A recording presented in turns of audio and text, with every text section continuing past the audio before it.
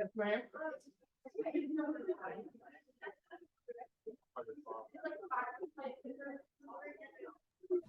X to A.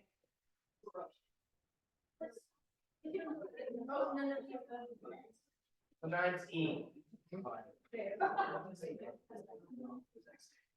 It's probably worthy of an arrow. So, okay. All right. Let's finish off talking about how we measure aerobic metabolism during exercise and some changes and things that happen with energy use during exercise. We'll talk a little bit about VO2 max, see how well you guys did, and we'll do some fatigue stuff. Okay. So many of you have been reading ahead, but this as an answer to one of your bonus question on the test, which is great. So what I'm showing here, okay, what we're showing here is a bar graph that depicts where the fuel or where the substrate, okay, comes from for aerobic metabolism during 25% of VO2 max, so walking, really slow walking. 65%, so this is kind of a nice jog, unless you're out of shape like me and you're going to die at 65%. And then 85%, which for those of you that are in pretty good shape, should be probably over your lactate threshold, but not completely sort of an undoable thing. So it's scaled on the y-axis as percentage of total fuel source, okay? This is not total energy, all right? You can imagine that if I'm going for 10 minutes walking, that 100% is going to be a smaller amount of total like energy use or calories, right? Than 10 minutes at 65 or 10 minutes at 85, okay? I'll show you guys the graph where we make the bars relative to what they should be, but this is just showing what are we using, okay? Where are we getting our energy? And so what this really illustrates is look at what happens to kind of this kind of browny, taupey tan color, okay, here. It shrinks, and then note that the kind of bluey, kind of aqua color gets bigger, and the red gets a little bit bigger there, okay?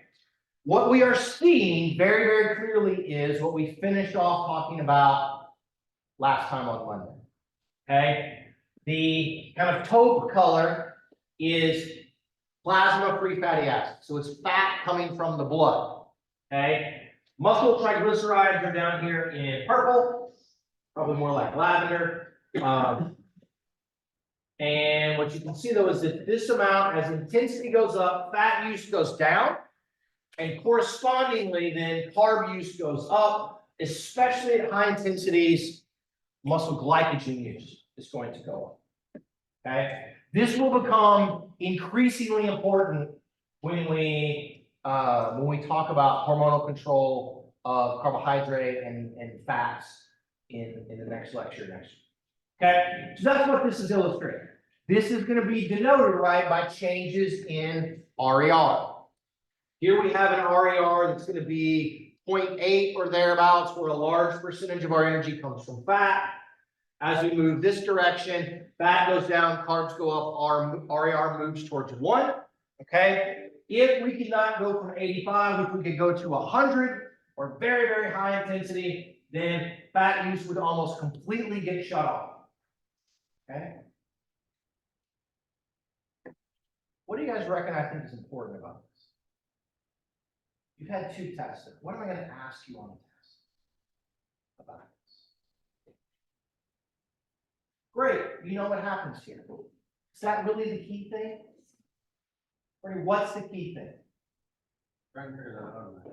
Okay. What's my favorite question?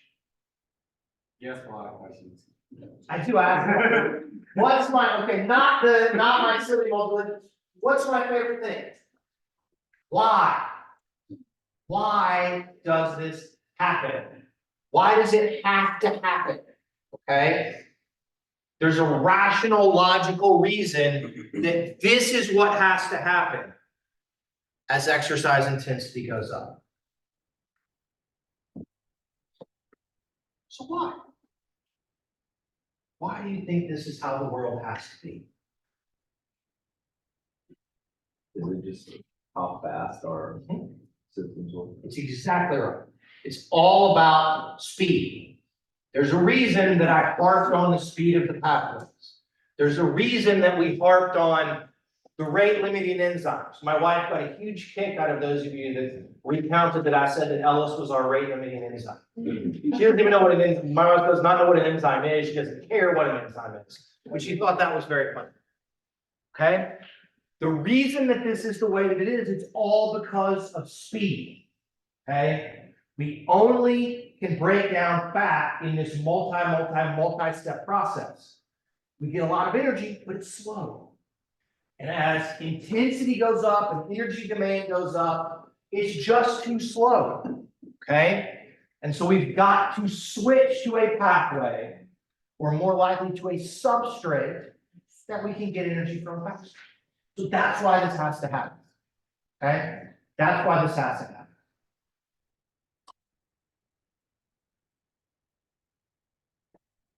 We will see people that are highly aerobically trained.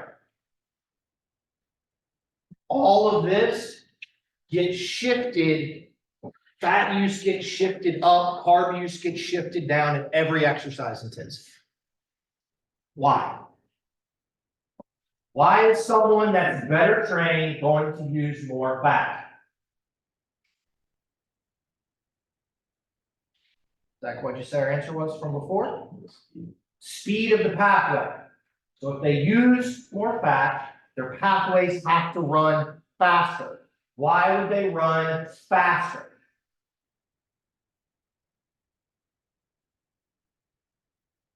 Maybe inhibition of the rate. Okay, could be inhibition of the rate limited enzyme. That's a great guess. It's not actually what's going on. It's a really good thought. We don't actually change, we don't really change how the enzymes function at all. It's a weird biochemical property. We can't change it. Okay. People that are highly trained have more mitochondria. By having more mitochondria, this whole thing can go, they can get more energy sooner, right, from fat. Therefore, they have to use less carbs. So that's why, logically, all of this stuff is going to get shifted around. Okay? I think I said it on Monday. Y'all only probably at this point you appreciate that I'm not joking. If you're better trained, you will metabolize more fat at rest at any point, which means for me, more Doritos. Okay? More Chick-fil-A. All right, so that's what's happening there. Okay? Wouldn't they also be able to break down carbs faster? They can, yes. They can break down carbs faster. But, it's a great question, but because they can also break down fat faster, they get so much more energy, then the use of fat in some ways is one of the things that keeps ATP levels a little bit higher and does actually slow down PFK and those things in glycolysis. So the use of more fat keeps our ATP levels up from that, and that will inhibit glycolysis or the Embden-Meyerhoff a little bit. So they can, but they don't have to. And that's kind of the way that it works. So yes. That has like more energy. That's right. We get more energy from every molecule of fat when we break it down than we do from any of the same number of carbons from carbohydrate. We get less energy. Okay. This is the same thing, but this is showing exercise time. Anybody ever exercise for 4 hours? A couple of y'all have. Okay. How did you feel over 4 hours? Good. Good? Yeah. Brittany's like, I felt fine as a kid. You were great. Delirious. Delirious. Okay. I walked a marathon once.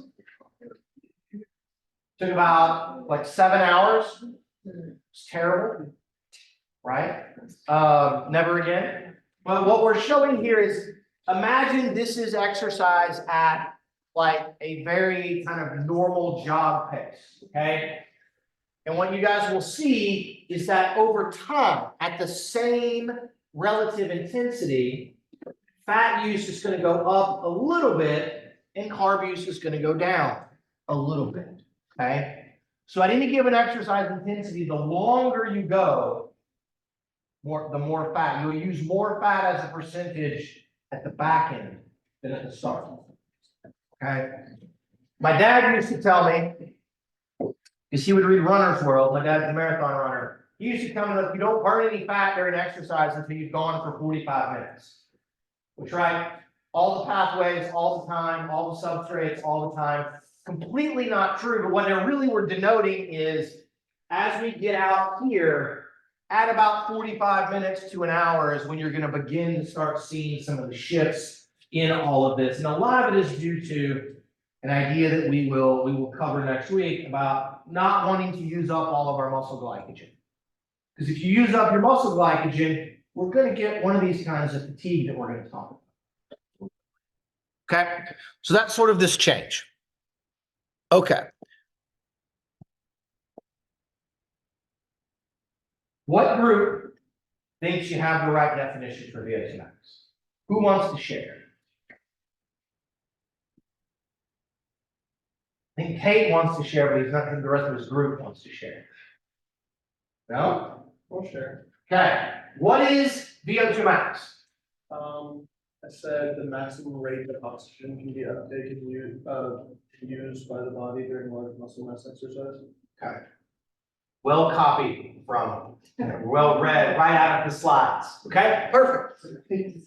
Yeah, that's right. VO2 max it's a exercise intensity. It's a rate of energy formation. Okay, it's the maximum speed. The maximum speed at which we can use oxygen as the final electron acceptor in the electron transport chain and make large amounts of ATP. Okay. At VO2 max, generally, we are metabolizing all carbohydrate. Okay. It's about speed. Okay. So at some point, the electron transport chain can get limited by the availability of oxygen. Okay. It is rare at sea level that this happens. It's rare at sea level unless you have emphysema or COPD or some kind of pulmonary issue, but it can happen. Okay. So most of the time when you guys stop exercising or you do very, very high intensity, you've not stopped because of a lack of oxygen. You've not stopped because you can't keep up from a breathing standpoint. What you've done is you've stopped because mostly you cannot transport the oxygen out of your blood into your mitochondria quite fast. That's what VO2 max is, okay? This is the highest rate or fastest rate at which we can use oxygen. So this is maximal aerobic metabolism, okay? Maximal aerobic metabolism. This is probably of all the things that we can measure. This is a really important thing that's kind of beyond the scope of this class, but this is the single parameter that predicts mortality better than basically anything else that we can measure. Okay? People that have a higher VO2 max live longer. They have a reduced incidence of cardiovascular disease and high blood pressure and type 2 diabetes and certain forms of cancer, basically everything. Okay? This is our measure of aerobic metabolic, what we call fitness. Okay? Fitness, the ability to do something to make energy. All right? So, how do you make your VO2 max go up? Right? How should I train? And why would training make it go up? You're right. Why? Adaptations mostly, because if you're longer, especially you go, but you're able to keep it within like certain intensity, you're promoting your body able to like create more mitochondria to use as energy. And so that way you're not relying on aerobic pathways, you're able to stay longer using your aerobic pathway. Okay. I train more, I get more mitochondria. If I train more, my heart literally gets bigger, like the Grinch. Okay, at the end of the Grinch Little Christmas.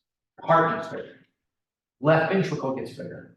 Okay, blood volume gets bigger, so your cardiac output goes up, stroke volume goes up, all of these kinds of things. Okay, I can move more blood to the muscles, I can carry more oxygen in that blood, right? And then I have mitochondria, which I can teach.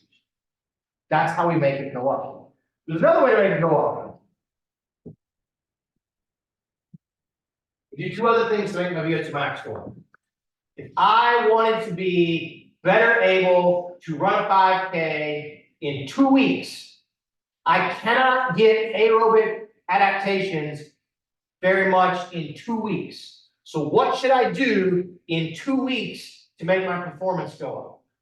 You're talking about doping. Nope, not doping. Not doping. What should I do? 2 weeks. You should try to use your routine or workout instead. Okay. That's a very reasonable. In 2 weeks, you're probably not going to get adaptations, enough adaptations from you. There's a simpler thing. Okay. If we, and I'll ask the question in a different way because the answer is the same. If we take everybody in class, okay, we compare the VO2 max of all of the ladies to all of the men. On average, who's likely to have a higher VO2 max? Okay, why? Increased muscle mass, and generally what else? I mean, they do, heart size is mostly related to body size in those ways. Okay, what else? What else is the primary difference? Not just like height and weight difference between men and women.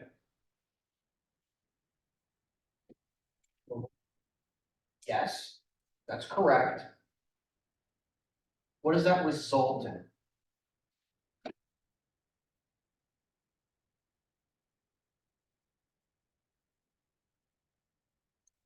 Anybody knows?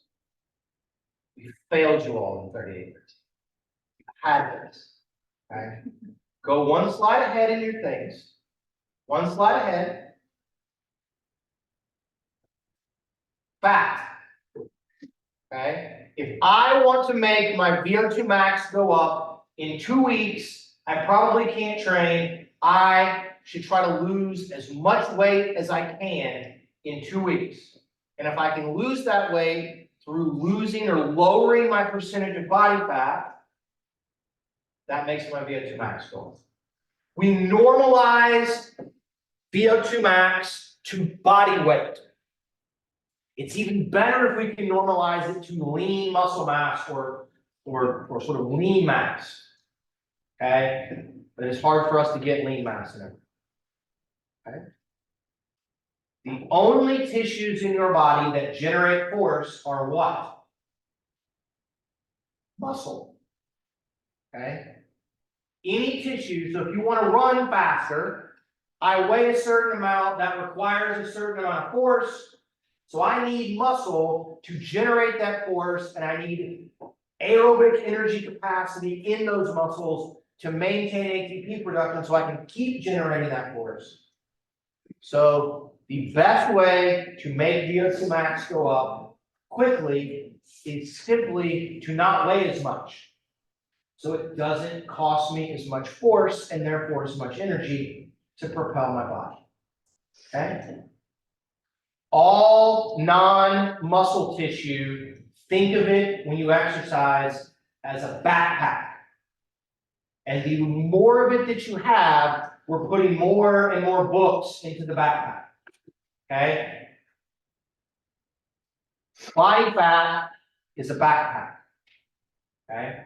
If you can lose it, then there's less weight that you have to move. When you add in that way, then it's non-metabolic tissue that you have to generate force to move, but it can't help you generate force. Okay? That's one of the things that we can do. That is why, in general, per body size, per state of training, women's VO2 maxes tend to be a little bit lower than men, because for the most part, ladies, we cannot get you guys to the same percent body fat and the same sort of body composition as a guy that is the same sort of height and weight and muscle mass. Okay? Very, very lean men, probably 6-8%. Very, very lean women are going to be like 20% body fat. Put you on the DEX and we get a real number, right? Anybody that says I have 2% body fat, bullshit. Nobody does. If you have 2% body fat, you'd be dead. Okay? You'd be dead. So, on those kinds of things. So that's why there is generally a sex difference. It's related to body composition. Okay? If we can get body composition the same and get body size the same and get training status the same, then we can make most of those differences go away. Okay? That's where it is. Okay? So that's VO2 max. Anybody remember, so we normalize it. VO2 is normally measured in something called liters of oxygen per minute. When we normalize it to body weight, and we get what's called a relative VO2 max that is expressed in milliliters of oxygen per kilogram of body weight per minute. Okay? So it's how much you weigh, how much oxygen can you use per minute. Okay? Anybody remember from another class what some kind of relative average values are for VO2 max? An average college-age woman, relatively untrained, is likely to have a VO2 max of about what? Anybody know? About 35. Good. Okay? About 35. What does that mean? I mean, it's just 35. Okay? What about a man? Average college-age man. 45? Probably give him a little bit too much credit, but you're right. So low 40s. Okay? Average VO2s in the population have fallen over the last like 40 years. Okay? Because we sit around now. You guys don't as much, right? But people my age, we sit around. Okay? People that have just had a heart attack, cardiac patients, tend to have VO2 max values of like 20, 15 to 20. Okay? Do you guys know what your oxygen consumption is to walk upstairs? Probably about 20. Okay? So there's this minimum level. So people that have just had a heart attack, walking up a flight of stairs is like an all-out sprint. Okay? People that have pulmonary issues, you have COPD, you have emphysema or something, sometimes they'll get under 15. Okay? Under 15. Elite trained distance runners. For women, mid to high 60s into the low 70s. For men, average, right? Mid 70s. Highest ever recorded, I think in a woman, it's like 77 or 78. In a man, it's like 97. And I can assure you that the guy who was a cyclist who had a VO2 max of 97 is actually not a very good professional cyclist. So VO2 max isn't everything. Okay, it's not everything. We did a study. One of my former grad students was on the track team here, and he was a distance runner. And for his thesis, we tested differences in pain sensitivity and things between distance runners and regular people. We did VO2 max testing, and we tested the men and the women who were not good enough to go to Big 12, the Big 12 Indoor Championship. Right? So we're talking about the not even that good, sort of not even OU's best distance runners. And the women were like 68, and the men were like 74. Okay? And they weren't even good enough to go to Big 12. So VO2 max is not everything. Right? Now, 74 versus 35, yeah, you're in way better shape and you're way better. But once we get up into that kind of elite level, it's not gonna matter too much. Which distance running was this? Pardon? Which distance running was? I'm not at liberty to share that information. Oh, come on, I hear this one. You won't even hear it. This has been like 7 years ago. So, I still know of it. my student's name was Dan Shooter. Oh, You know Dan? Now you've heard of them. Okay, you've heard of Dan. Okay, so Dan qualified this year for the US Olympic trials in the marathon. He did one of those things. He was very fast. So, okay. All right, so we've talked about this. I just want to mention one other thing here, okay, on the very, very bottom. What the things that alter VO2 max. The single probably biggest predictor in a group of people that are roughly the same age, okay, and you guys, the thing that predicts VO2 max is going to be body weight and how active you are, how much you train, okay? But I want you all to look at this and say that there is a genetic component. They've done some fascinating studies on families and on identical twins. And we think about 40% of VO2 max is determined by genetics. Okay? Most of that genetics likely comes from your mother because it's related to your mitochondrial levels. Okay? It's related to your mitochondria. Sex affects it mostly through muscle mass and percent of body fat. Age is the other big thing. Okay? Age is the other big thing. As we age, in general, VO2 max falls. It falls because age reduces cardiovascular system function. Right? My max heart rate is quite a bit lower than yours. Okay? Just because I'm older. And that matters. It limits my maximum cardiac output, which is a very strong predictor of VO2 max. No matter what I weigh, no matter how well trained I am, my soon-to-be 46-year-old self could not compete with my 20 or 25-year-old self. Okay? That's kind of what we've got. Okay, we talked about the effects of sort of body size and those things. All right. This is going to show in this graph how we test it. Okay? How did you guys arrive at this? We're going to ask you all to come up with how do we test VO2 max? What'd you guys say? Metabolic cart. Okay, good.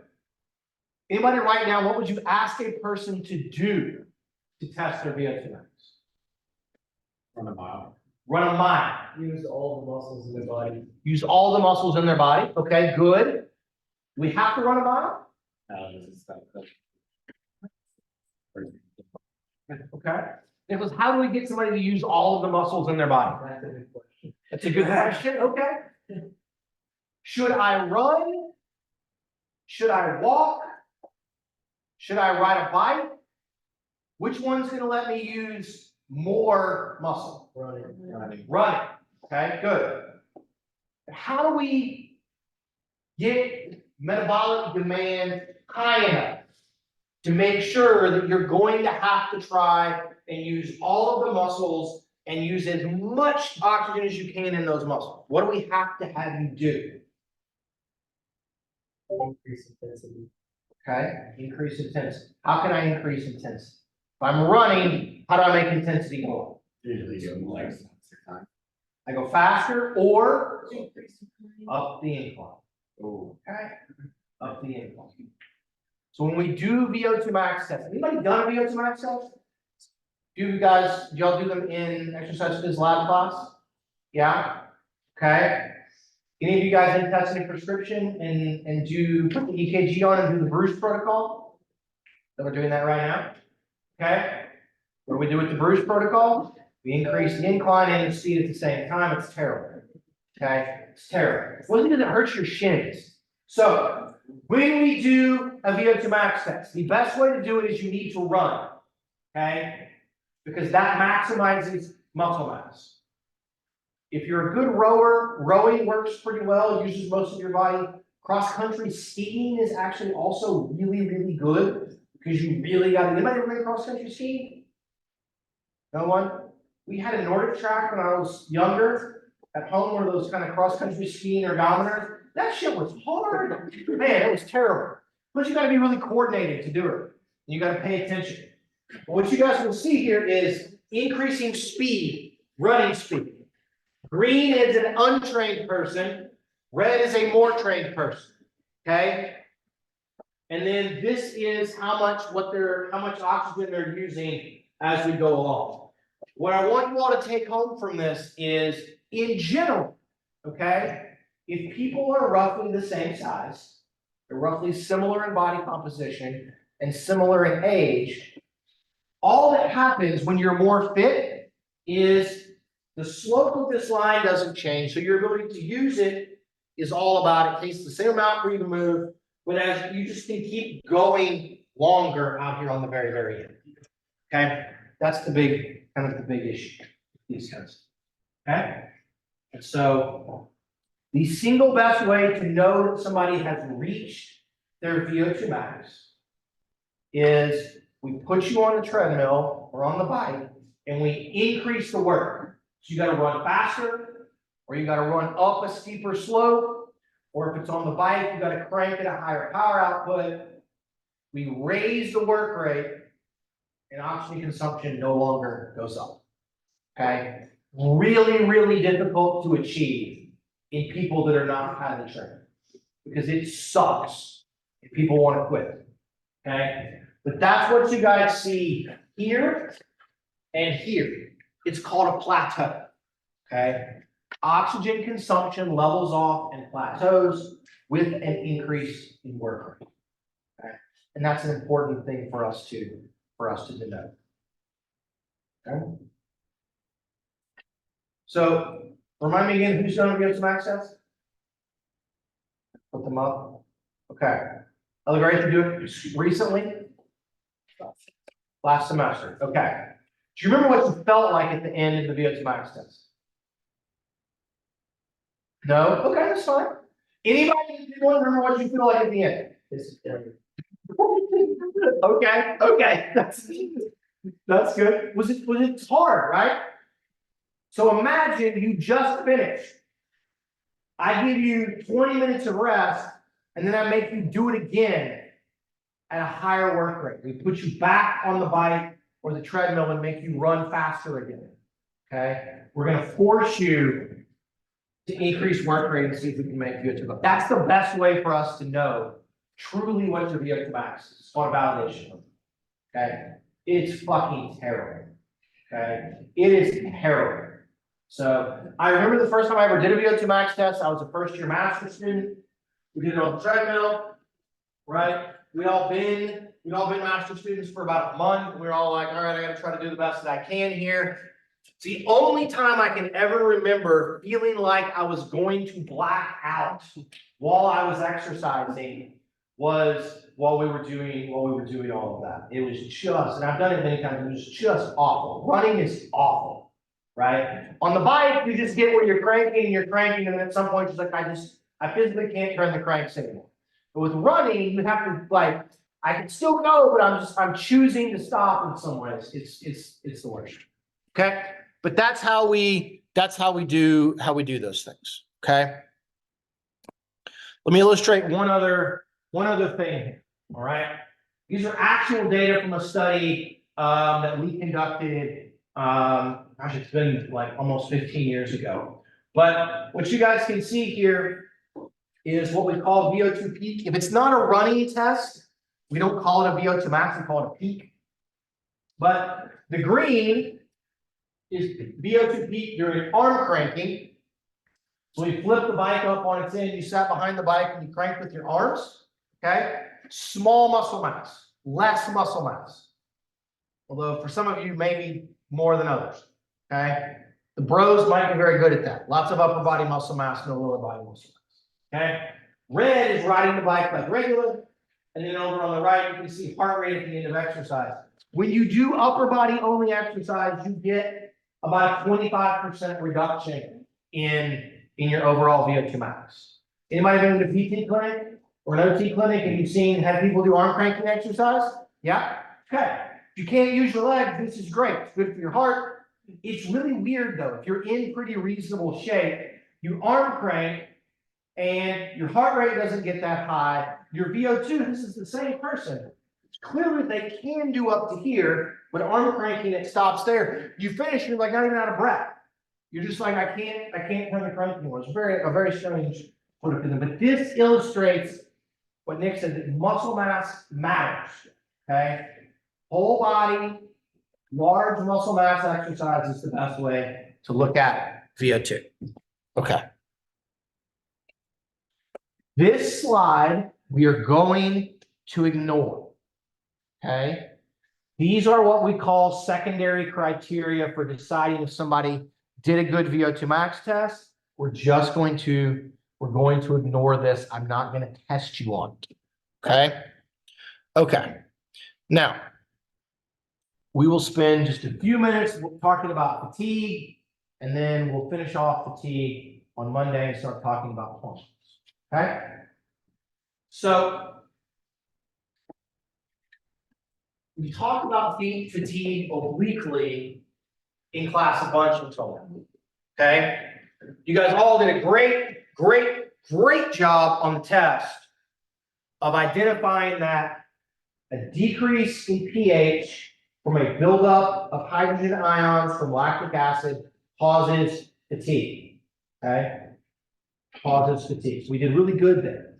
In our context of exercise, fatigue is not I'm tired. Some of you all look tired. Okay? That is not, fatigue is not tiredness. Okay? It is very much a decrease in an ability to physically and mentally perform. It's a decrease in your work rate, a decrease in your strength, a decrease in the distances you can cover. Okay? If we just care about strength, we define fatigue as a decrease in our ability, right, to generate the desired amount of force. You could lift 100 pounds. I make you do long division for half an hour, and I mentally fatigue you, and now you can't lift 100 pounds anymore. That's a real thing. Make you do that. Y'all want to have fun? Anybody's around next year? We're going to do something worse than that. Anybody heard of there's a thing? I'll bring it on Monday. It's called the Stroop test. I show you a word, and the word is a color. The word says it's the word green, but the letters are red or they're purple. And you cycle through things, and you have to tell me what the color of the word is written as, not the color of the letters. You're able. And and when they're incongruent, that is about as mentally taxing thing as we can have anybody do. We're gonna have people do it for like 45 minutes straight. We're gonna have them exercise. It's terrible. But it's great.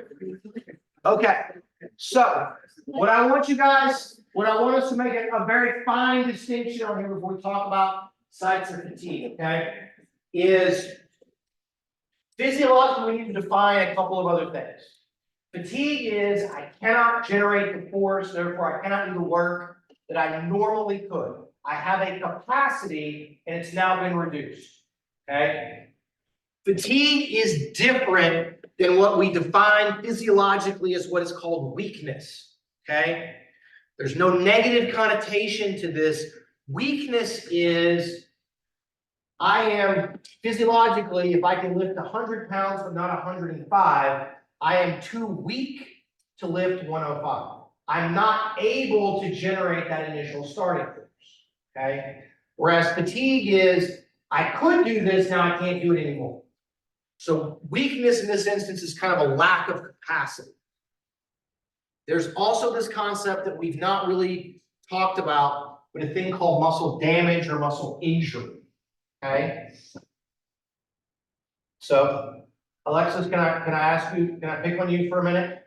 Sure. Alexis was in one of our studies in the lab where we tried to purposely induce muscle injury, right? Did your arm, were you not quite as strong after we made it sore? Oh, no, my arm's weird. Right, like all weird in these kinds of things, okay?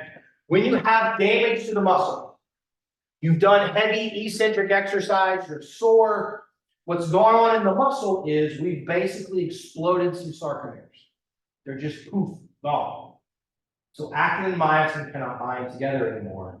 And so when you have injury or muscle damage, you cannot generate as much force. That is not fatigue. That is damage. So there's these kind of fine distinctions that we have to make to tease things out. Okay. So you can say, I am doing a set of 10. Okay, I'm doing a set of 10 squats. I've got 100 pounds. I can do 10, can't do 11. Right? I could lift 100, I can't anymore. I have fatigued after 10 reps. Okay. So getting to failure is a form of fatigue. But fatigue could also be, right? I did my 10 reps, I couldn't do 11, I rest for 5 minutes, and I come back and I try to do my next set, and rather than getting 10, now I only get 9. That's also fatigue, okay? So you can have fatigue during a bout of exercise, but then you can also have a level of fatigue that persists, okay? I stopped, and I waited a little bit, and I tried to rest up, but it's still present, okay? It's still present. Does that make sense? Okay. The things that cause you to not be able to do one more rep may be different than the things that if you wait 10 minutes cause you to not be able to get 10 reps anymore. They may be different. Okay. And these are the things that we'll try to get into a little bit on Monday. What'd you guys come up with? What are our two? We talked about our two broad categories of fatigue. There's central fatigue and there's peripheral fatigue. Where does central fatigue take place? Before the neuromuscular junction. Before the neuromuscular junction, okay? Can we be more specific on a site or a tissue then? What is before the neuromuscular junction? Now we're all the way back to like the second week of class, right? Told you guys stuff would build on each other. There's a reason we go through all of this. What's before the neuromuscular junction? Brain, spinal cord, the axon, the motor neurons, okay? How many of you think about the last time you exercised? You guys got that in your mind? Some of you are like, no, I don't remember. Literally this morning. Okay. Tell me this, the last time you exercised, be honest with yourself. Could you have done more? Why did you stop? Central fatigue. You chose to stop. Okay? I could have done more. I didn't. I stopped. It hurt. I stopped. Right? I felt sleepy. I stopped. I hate exercising. It's unpleasant. I stopped. Right? Usually for me, I hate exercising, so I just don't start. But that's the central fatigue. Okay? Peripheral fatigue is on the other side of the neuromuscular junction. Peripheral fatigue is hydrogen inhibits my ability to send action potentials across the sarcolemma or down in T2. I'm trying as hard as I can, and I cannot get any more calcium release. I cannot get any more calcium to bind to troponin. I cannot make ATP fast enough because I'm out of creatine phosphate or because I've reached VO2 max. Can't make enough ATP to be able to resequester calcium or to run the myosin ATPs. Okay? Most types of exercise will invoke both central and peripheral fatigue simultaneously. Okay? Simultaneously. And we'll stop there. We'll pick that up on Monday. On Monday, we will have a quiz over this stuff. Okay? Then we'll start some hormone stuff. I need your test, and I need your in-class assignment.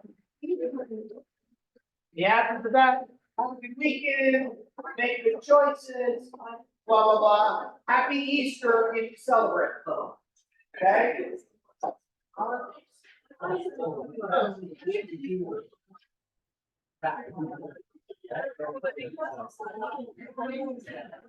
guys can go look it out, find the same one, and you can turn it in.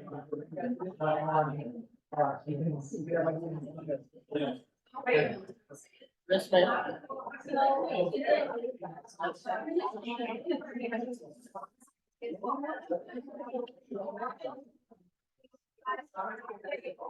I think last semester, I said. Was I saying too? Isn't something, but everybody is. We get the point that we do.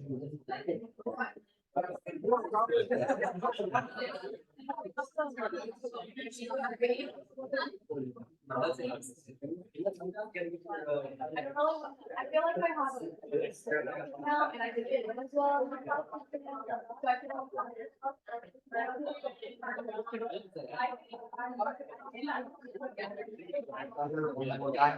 You know, you just gotta pick one and we'll see how it goes, okay? And then actually, the first thing that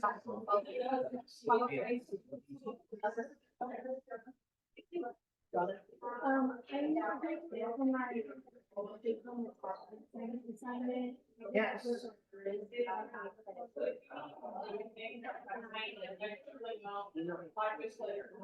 Yes, I did, when I said.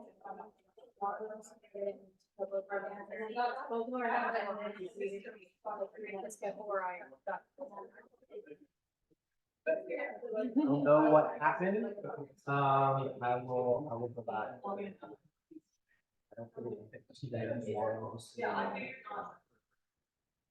All right, you got it. No, yes. Did I? I'm saying. Oh, I did do my marathon. Yeah, you missed 4, not 6. Okay, like circle that. Rather than when you- Okay.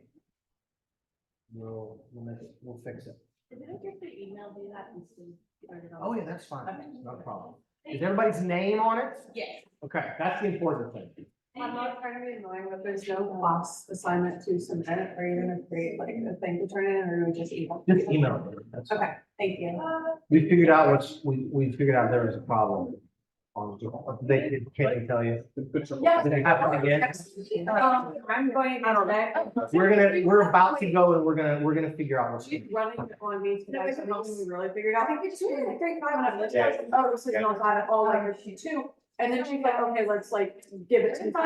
All of a sudden, like, I sounded like a sailor. Yeah, Like, no, felt really it bad. did the same thing to me when we were piloting last week. Like I was fine, and then all of a sudden I'm like. That's what you told her. It happened to you. Yeah. To me, it was like. Thank you. You got it. We figured out something was wrong, like, Yeah. I thought I was a baby, and she's like, we figured out why it's so painful, it like increases. And I was like, Something weird is happening. I was like. So we're gonna try to run it. I have a little box, so we can control the stimulated. And see if we uncouple everything from running at the same time, if we can keep it where it's supposed to be. It was, I felt like, no, because we literally had to stop, because I thought I was gonna pass out with hot tea, I got super Yeah, like. no, it's, And I like all of a sudden was just like, mother, like really aggressively, yeah. okay. Oh, But thank you. you got it, we'll see you in a minute. Oh, someone forgot. That's fine. Oh, that's yours? Appreciate it. Yeah. Okay, what you got, Bob? This is The basically official- just a memorandum explaining the situation. Okay, This is the sheet that I will have, each professor will have to sign off. with my okay, that's not a problem. As I said, when we get we get to the week before the last week. Mhm. Let's see where our grade is. Okay. And then we'll work on making arrangements for you to take the final, a couple of days before this is due, and then we can get an actual final grade. Get your squared away. Okay. Okay? Excellent. Okay. You will be commissioned. You will be a lieutenant. in the commission? Yep, I'll be second lieutenant. Okay. And then when do you find out where you're going? So the Army actually has a physical therapy program in Baylor that I got accepted to. Okay, so you'll be, is it in Houston? It's in San Antonio. San Antonio, okay, So I got like 12 weeks of some officer training I gotta go do first. and then okay, I'll start classes for that, basically like start of 2025. Okay. So that's exciting. Be there for the next few years. No, okay. Did you want a copy of this email to you or anything? No, that's okay. I do not need that. So, they may have actually sent us, we may get one. They sent, we get a lot of different things. I'm in biomechanics with Christina. yeah, and I was talking to her about the same thing. And she said she was gonna have to talk to you about like what exactly, Yeah. okay. I don't know, we'll meet you squared away Okay. there as well. So. She of all people should understand. I'm sure she told you about her. Her parents were military, she's a military brat, she wants to do research Yeah, in that area and those things. She's the one we're gonna do the street test, if you wanna. Okay. She's very interested in, I don't know if she told y'all what her master's thesis project is the, if we combine both mental and physical fatigue, what kind of effects does it have on cognitive function and those things? And then from all of that, basically, if it affects cognitive function, then how does it affect sort of shoot, no shoot situations? interesting. Things like that. So, you know, you're in special forces and you gotta parachute in 10 miles out and you gotta hike or jog in with your 70 pounds of stuff at night. And then you gotta try to go clear a house or do something. And if you've got all of that, plus all of the stress from those things, like, there is, but where is that sort of threshold of, right, fitness and how fast you can move and how much kind of mental taxing we can put on people where we begin to deteriorate that decision making, as well as sort of some of the fine motor skills and those things. So, and then are there ways that we can train people to, other than just simply go run and get in their physical shape and practice the other things, but are there things that we can do? The Army's very interested in, they'll probably give you guys all of this at various points, but they try like every supplement, every sort of drug, every new kind of newfangled, hey, does this device work for recovery or training and all of this? Can we do this, can we do that? And we have a woman who's on her dissertation committee, who's in the psychology department, whose office is just downstairs here, but she does DoD research, with, I always get confused. It's the 5th or the 8th or the 10th with the special forces, the mountain division, the folks in Colorado. Yeah, And then there's a group out of Pensacola, that she does stuff with.